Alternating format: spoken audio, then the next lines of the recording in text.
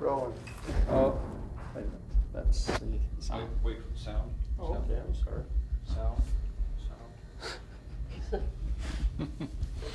It is. Sound movies.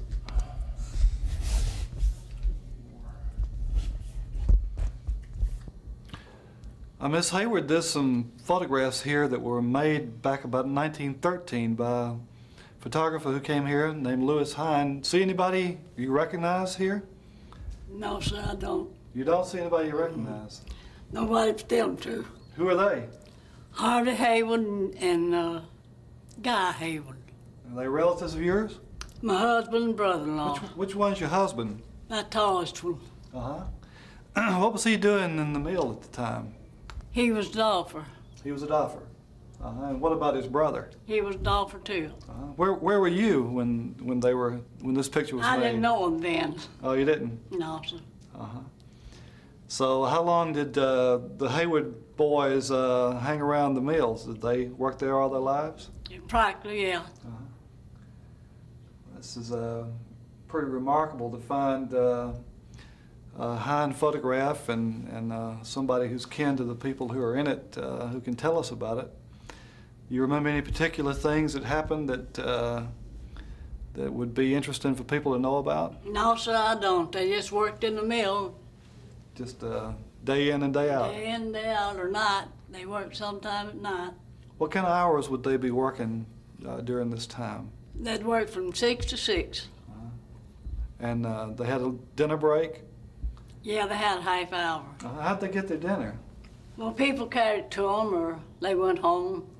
There's some pictures here of young girls who have lunch baskets. Would that be the kind of the way they got their dinner? That would be that.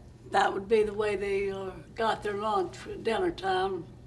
All these children are barefooted, but they've all got hats on. Yeah, they wore hats back then. Yeah, I guess it was pretty hot too. Yeah. And I see some of the boys down here in this picture got bandages on their feet. What do you reckon happened to them? I imagine they cut them and stepped on nails or something. Cut them on a piece of glass or They look like stepped on nails. like a pretty tough bunch of kids Yeah. there. They were. Well, I've heard about a special school that they had here in Columbus for the dinner totas. Do you know anything about that? No, sir. Have you ever heard about that? They would let them out of school about 11 o'clock, so I understand, and they could carry dinners to their relatives who were working in the mill, and then go back to school, what, around 2 o'clock? Do you know anything about the dinner tota school? I've heard people tell about it, that they let them out.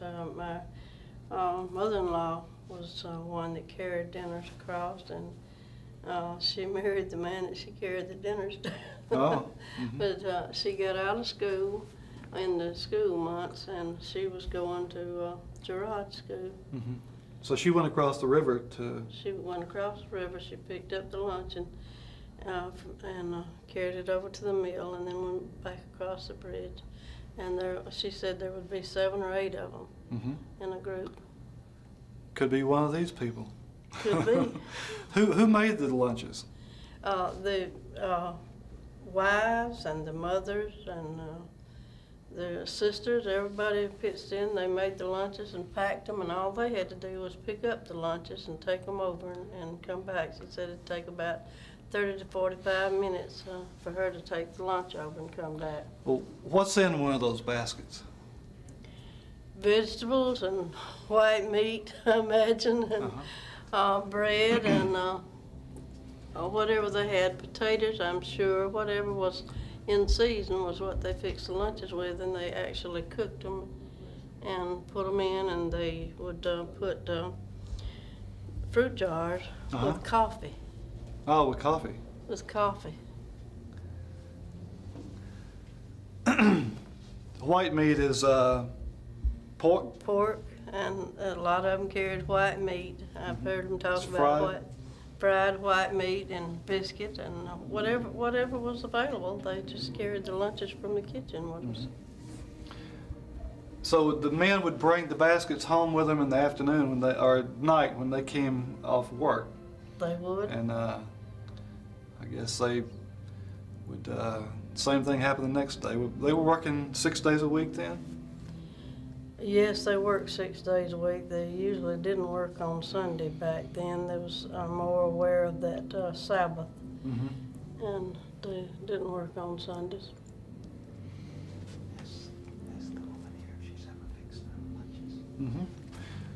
Miss Haywood, did you make lunches for the men that were working in the mill, and were they?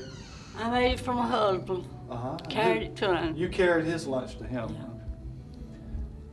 Yeah. That's was that about what you'd fix for his lunch? Yeah. Would be Vegetables and, well, they ate a lot of cornbread back then. Yes, I did. Cornbread, vegetables. Well, what about in the winter when there weren't many fresh vegetables around? What would you do then? Well, we'd cook dry peas and beans. Sweet potatoes? Yeah. Collards, turnips. Yeah. Did you ever work in the mill? I worked in there about 3 years. Tell us about your experience. Well, it wasn't no easy job. I was a spinner. My husband was a doffer. I don't know whether you know what a spinner is or not. I do. You can believe I know what a spinner is. I Tell believe us I could about it. still put up an end. If I went in there, I believe I could still just take one, throw it up, and it'd pick Yeah. up and go on. And I know I could. They said they're not having the lap sticks. You know, you had to be careful how you got your lap stick out. If Yeah. you didn't, you'd knock all of your ends down, and you pull the cotton off, put it out, and then you had to pick row. Hey, Doris, tell us about tell the visitors what it's about. Miss Hayward, I can remember having to be real careful about your lap sticks when you Yeah. took them out, or you knocked the ends down. And if you got behind, they'd they'd call it a ball up of cotton would come out there, and then you had to pick rollers about twice a week or 3 times a week that you had to, but the lap sticks had to be done several times a day, and you had to try to keep all those ends up. And it was hot and dusty and a lot of cotton flying around. You remember that, don't you? Get stuck up and have to cut them off. Yes, that if it didn't, they'd kind of start a fire sometimes, you know. What about fires in the room? Were there times when you had fires get out of control? I can't recall a fire ever getting out of control. There was always somebody that would see, or they cut it off, and fires are worse, I think, now that with the nylon and the thread, the things that are not cotton, than it was with the cotton. But cotton did catch on fire sometimes.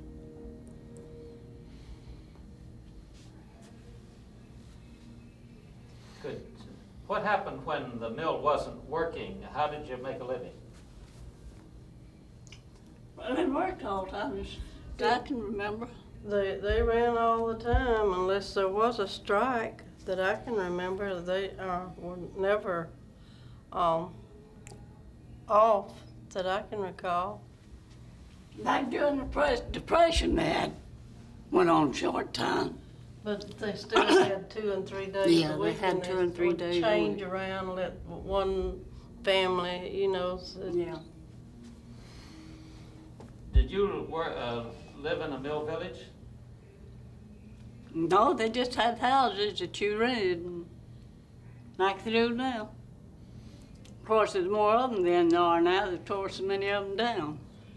I can remember people telling me that when they lived in the house, the rent was something like $1.25 a month.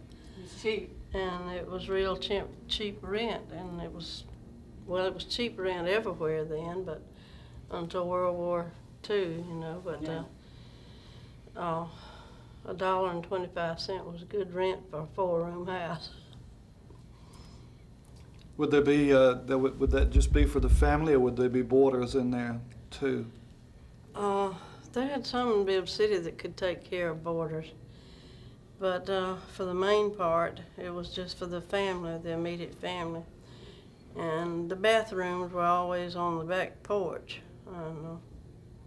in those houses then, I think. Around the backyard. Yes, they're in the backyard one. What kind of kitchen did you have in them? They didn't have built-in kitchens like they have now. They just had kitchens where you had a stove, and I can remember when you didn't have a refrigerator, you just had an ice box, and the iceman came around, and you bought ice for enough to do for a day or 2 days. But they certainly weren't built in. The sink was just up there on the wall, and you could see underneath the sink, and it was not nothing like what they are now. But you had indoor plumbing, or did you? Yes, they had indoor plumbing in Bibb City always. They had that because they had no wells there.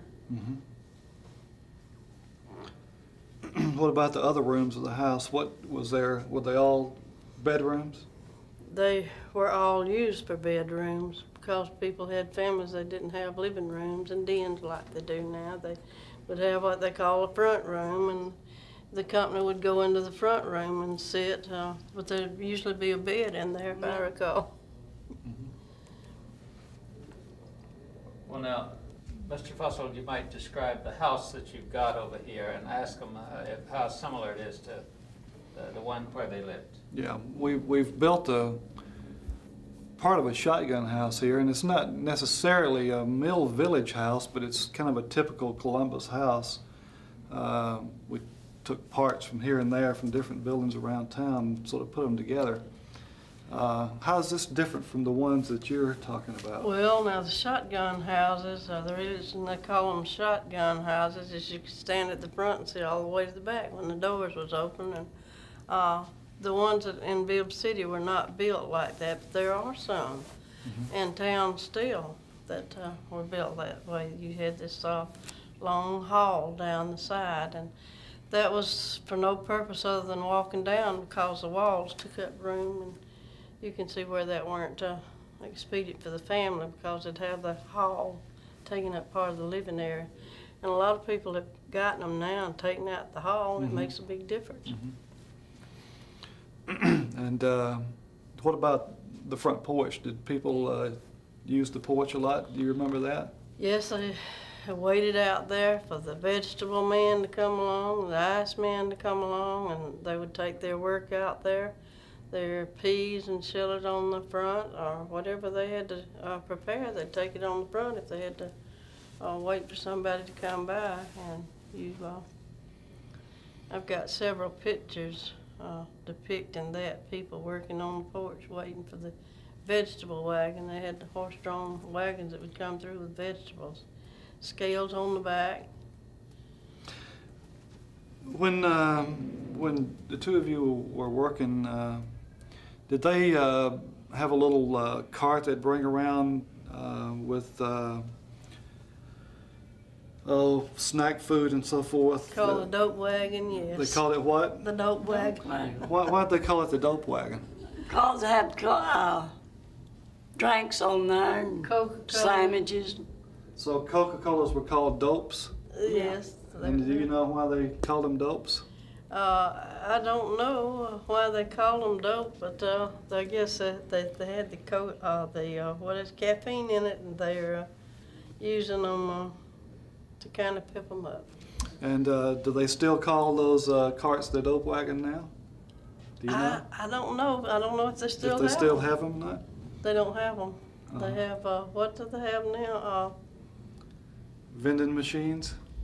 Vending machines and snack bars. Uh-huh. Either one of you remember, were there black people in the mills? I don't remember any. Yeah, they was worked in the slasher room. Yes, Back in the they day. worked where they did real heavy lifting and sweepers. Yeah. They had some sweepers. But they didn't have anybody that was working on the looms and the spinners. They didn't have them. Well, how old were you when you first started working in the mills? Oh, it was 45 years ago since I worked in one. It's been a long time. How old were you then? I was about 30, in my 30s. I don't remember just how old. So you didn't start as a child? No, sir. I worked in the Second World War. How old were your children when they worked in the mills? That I did work in it. Any reason why? They just didn't like it. Didn't like the mill. Well, now, we've heard a lot of people talk about the lint heads. Would you talk about that? Well, your head just got full of cotton, lint. It looked like a cotton patch almost when you come out of there. A lot of lint flying, you know, around. And the homes had it in them, and you couldn't hardly get it out. We didn't have dryers then like we have now. And there'd be cotton flying all over the house if you had many workers in there. Did you resent being called that? Well, I don't remember never calling them that when I worked. I don't know. They might have did, and I just didn't pay it no mind, didn't pay no attention to it. I resented it. I thought that they meant that, you know, and sometimes I think, well, I didn't have good sense or I would not have been in there. But they were mostly for uneducated people, and I'd finished high school and I wondered why in the world I was in there. But I was in there for a while. Could you talk about your education? My education, I didn't get any. I haven't got any education. Back then, they didn't have to go to school. My parents didn't make me when I was growing up. So you didn't learn to read and write? Well, I just didn't like school. I didn't like school, and they didn't make me go. My father was a rammer. He went to everywhere. I never was in a place long enough to go to school much. In the country where there wasn't any schools. They didn't have a compulsory school law until I was 10 or 11 years old.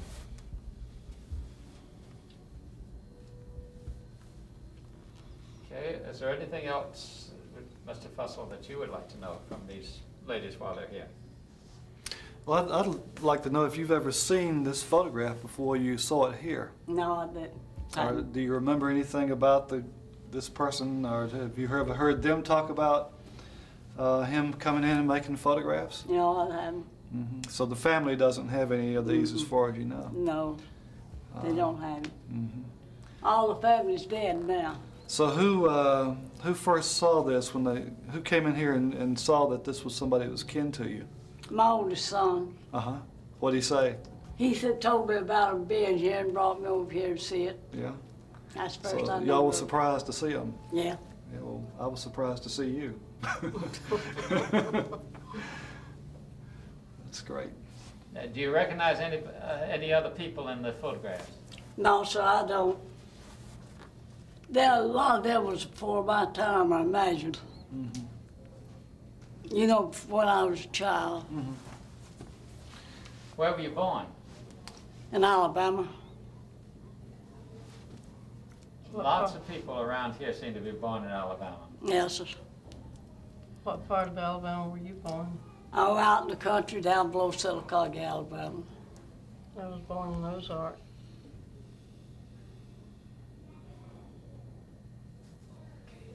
All right, ladies, thank you very much. Thank you. Very good. Okay. There are a lot of people in Columbus who would.